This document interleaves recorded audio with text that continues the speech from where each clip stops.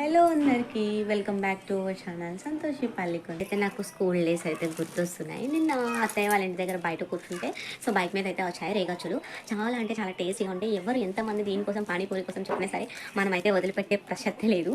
So ఎందుకంటే కనుక నేను ఇవి తీసుకెళ్తే మా ఫ్రెండ్స్ ఒక్కొక్కరు నిమ్మ బద్దలు తీసుకొచ్చేవారు, ఒక్కొక్కరు ఉసిరి బద్దలు తీసుకొచ్చేవారు, ఒక్కొక్కరు రేగ్ జామ్ తీసుకొచ్చేవారు. 1 రూపీ కప్పులు ఉంటాయి కదా. సో నేనైతే రేగచ్చులు తీసుకెళ్ళేదాన్ని. నాకైతే చాలా అంటే చాలా చక్కగా గుర్తుంది.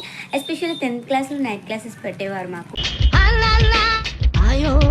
డిన్నర్ అయిపోయిన తర్వాత కంపల్సరీ తినేవాళ్ళం అండ్ అలానే లంచ్ అయిన తర్వాత కూడా తినేవాళ్ళం. మీలో ఎంతమందికి ఈ మెమరీ గుర్తుందో కామెంట్ చేసి అండ్ అలానే ఈ వీడియో ఏదైతే ఉందో మీ ఫ్రెండ్స్కి షేర్ చేయండి. ఎస్పెషల్లీ నేను ప్రెగ్నెన్సీ టైంలో చాలా అంటే చాలా ఇష్టంగా తినేదాన్ని. సో అలవాటు అయితే తప్పింది, కానీ మళ్ళీ అలవాటు చేసేసుకున్నాను.